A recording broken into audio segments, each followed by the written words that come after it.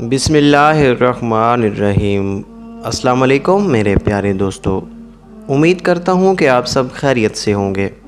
کسی گاؤں میں ایک کسان رہتا تھا۔ اس کی 2 جوان بیٹیاں تھیں۔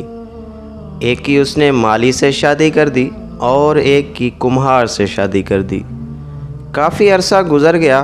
کسان ایک دن اپنی بیٹیوں سے ملنے گیا۔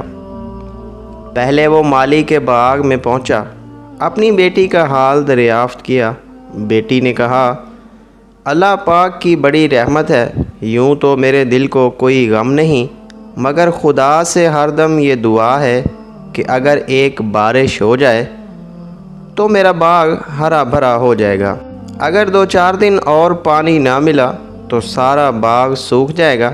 کسان اپنی بیٹی کو دعا دے کر وہاں سے روانہ ہوا اور کمہار کے گھر گیا۔ بیٹی کو خوشحال دیکھا، ادھر ادھر کی باتیں کیں۔ بیٹی نے کہا کہ باقی تو اللہ پاک کے کرم سے سب کچھ ٹھیک ہے، لیکن ایک فکر کھائے جاتی ہے۔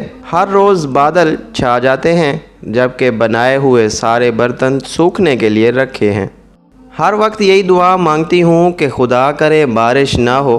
اس کے باپ نے کہا، بیٹی، بہن تیری بارش کی آرزو مند ہے کہ خدا کرے بارش ہو تاکہ اس کے باغ میں پودے نہ سوکھنے پائے، اور تجھ کو اپنے برتنوں کا خیال ہے کہ بارش نہ ہو اور وہ سوکھ جائیں۔